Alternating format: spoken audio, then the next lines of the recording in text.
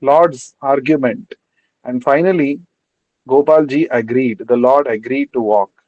He said, "Yes, I shall walk behind you, but you shall not see me. You should not turn back and see me. If you turn back and see me, I will stop walking and I will remain there. I will not walk." So you can hear the tinkling of my ankle bells, and through that you can understand the sound of my ankle bells. You can understand that I am walking behind you. So, like this, for 100 days, the deity of Gopalji started walking.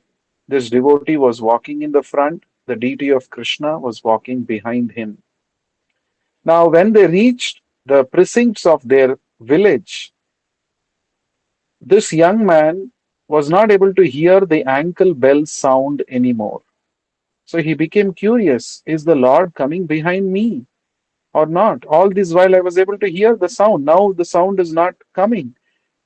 Is the Lord walking behind me or not? He started doubting. And then he turned towards his back and saw, and the deity was there. The deity was standing. And the deity said, "Now I will not walk anymore. I have come up to this, entry point of your village. You go bring all the people who wanted to see me. You bring them all, and I am bearing witness." So then the young man went into the village and brought the older man and his family. And in fact, the entire village was astonished to see that the deity from Vrindavan has walked all the way to bear witness for the promise that was made in front of him. So this deity is called as Sakshi Gopal, the Gopalji who bore witness, Sakshi. Now, this deity can be seen when we visit Jagannath Puri. A few kilometers away from Jagannath Puri, we can have darshan of Sakshi Gopal. Now, why I'm telling this story is because this incident shows us that if we are really surrendered to the Lord, if we have firm belief, firm faith in the Lord, the deity of the Lord can speak to us, can reciprocate with the devotees. We should not think that the deity is simply some stone or wood or metal. Actually, the deity is non different from Krishna. The Vigraha of Krishna worshipped in the temple, which is made according to the descriptions given in the Vedic scriptures, and which is worshipped according to the instructions of the acharyas of the Lord, it is actually non different from Krishna. If you offer a flower to the deity of Krishna, it is same as offering a flower to the Lord in Vaikuntha, in the spiritual world. The Lord appears very kindly in that form so that we can serve Him. Because right now we can only see material things, the Lord mercifully appears in a so called material form, in the form of stone or wood, so that we get an opportunity to see the Lord and serve the Lord. This is the mercy of the Lord. So, therefore, we should never think that the deity is merely a stone or merely some wood. That is a great offense. If we have the qualification, if we have that bhakti, which is actually the qualification, the deity will speak with us, the deity will reciprocate with us. We need to qualify ourselves in order to receive the reciprocations of the deity. Now, that is what Srila Prabhupada is explaining here in the part of the purport that we read just now. So I'll just read that part once again. Prabhupada says, since Yes. So some people argue, the non-believers argue either that the Lord cannot incarnate himself at all, or that if he does, he descends in a form of material energy.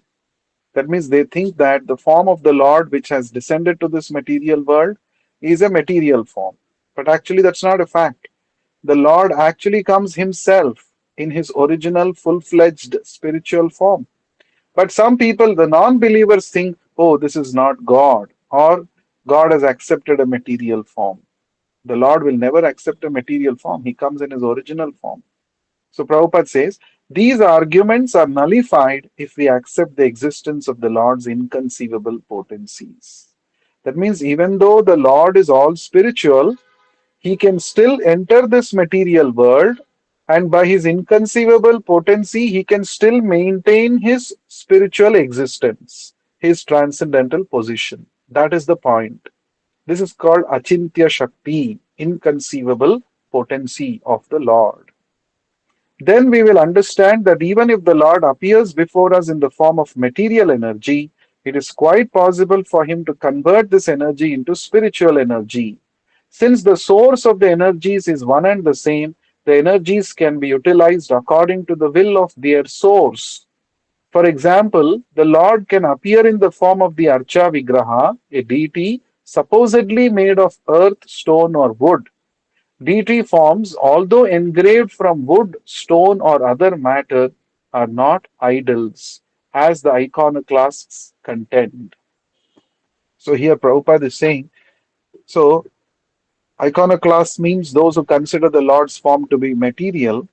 So even though the Lord accepts a material form of the deity of the Vigraha in the temple, he is not stone, wood, or metal. He is actually the original spiritual Satchidananda Vigraha who has descended very mercifully in that Archa Vigraha to get us to give us an opportunity to serve him. This is the point that we have to understand. So the point that Prabhupada is saying is, even if the Lord appears in this material energy, by his inconceivable energy, potency, he can convert that material energy into spiritual energy. That is within his capacity. Nothing is impossible for the Lord. So that means he appears in the material deity form, but maintains his transcendental position as by his inconceivable potency. And how do we know this? We know this based on the authority of the scriptures and also based on the various accounts of reciprocation of the deities with the devotees. Just like we heard the story of Sakshi Gopal.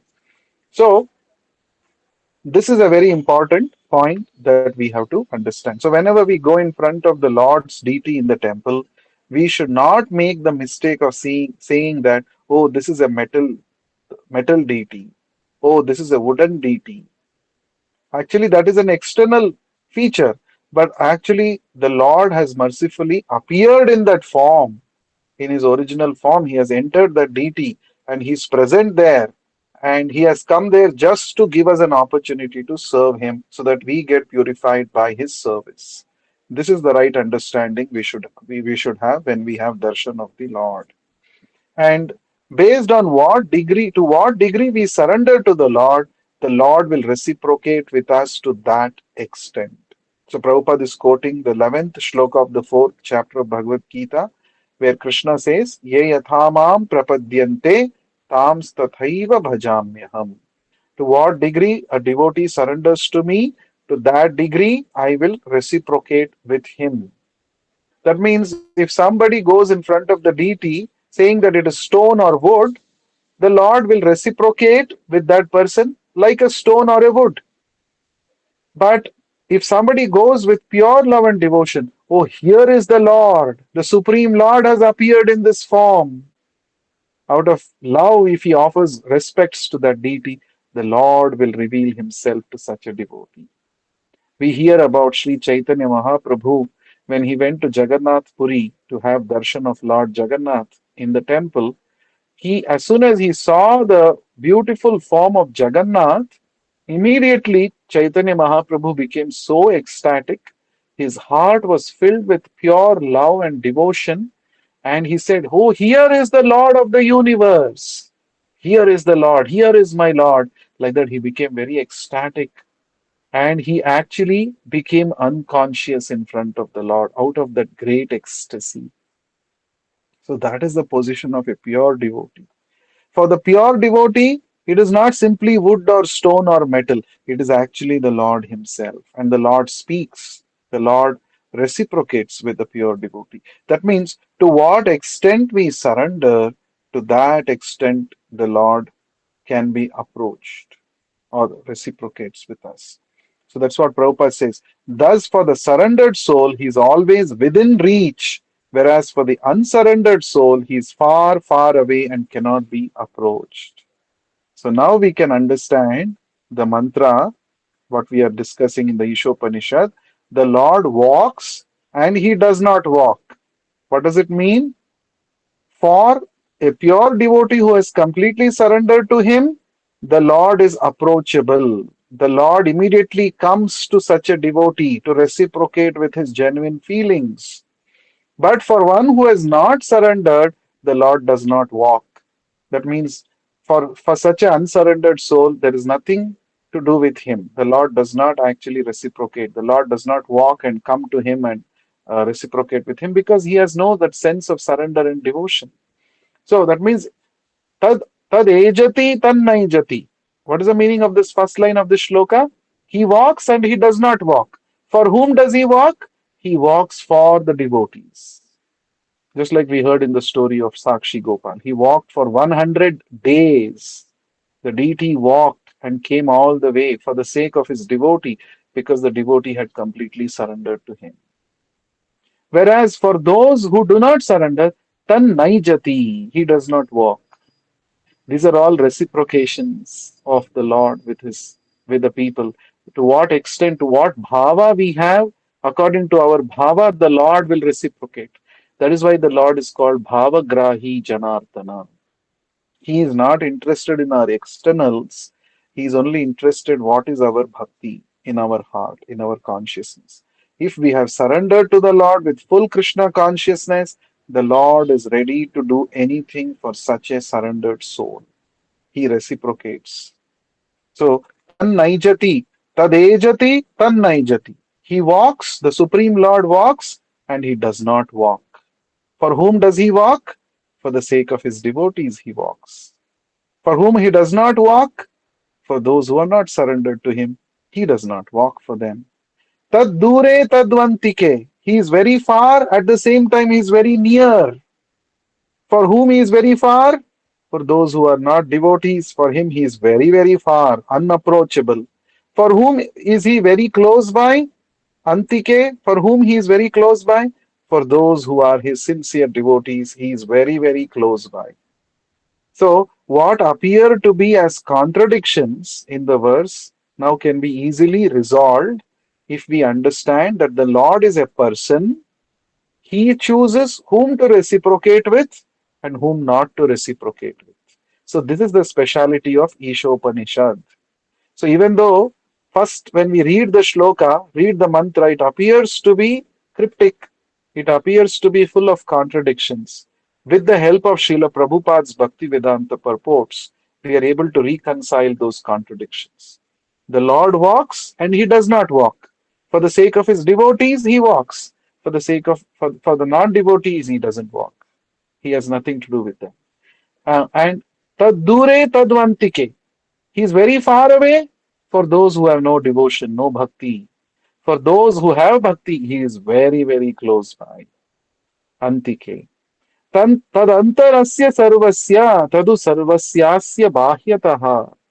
He is within the heart of every living entity, and he is also outside every living entity. So he is present inside our heart as Paramatma. He is witnessing all our activities. He is sanctioning our desires. He is reciprocating by giving us the required intelligence, forgetfulness, knowledge, everything. And he is also present outside. How is he present outside? In the form of his energies, which is what this material world is made up of. So Sarvam Krishnamayam Jagat. This entire material existence is nothing but Krishnamayam. It is nothing but orchestration of Krishna's energies. As we have discussed previously, two types of energies of Krishna, the spiritual energy and the material energy. So the entire existence is nothing but spirit and matter. Spirit is the soul, matter is the material energy which we are seeing around us. Both of these are actually energies of Krishna. So Krishna is present in this entire existence in the form of his energies. So within us he is present, outside also he is present. So when we sing the Narasimha Kirtan, we say, Baher Narasimha, Hridayer Narasimha. Right? So Narasimha is outside of me. Narasimha is also present inside my heart as Paramatma. This vision we have to develop. There is nothing in this existence without the Lord's presence. Everything in this existence is energy of the Lord. This is the perfect vision that we can all attain by studying Ishopanishad and applying this knowledge in our daily life by engaging in devotional service. So, with this, we come to the end of today's discussion. We will there is one last part of this fifth mantra purport. We will study that in the next session. Thank you very much for joining and giving your valuable time. Shri Ishopanishad ki jai. Vishwa Guru Jai. Srila Prabhupada ki jai. Yeah. Thank you so much for Now, this.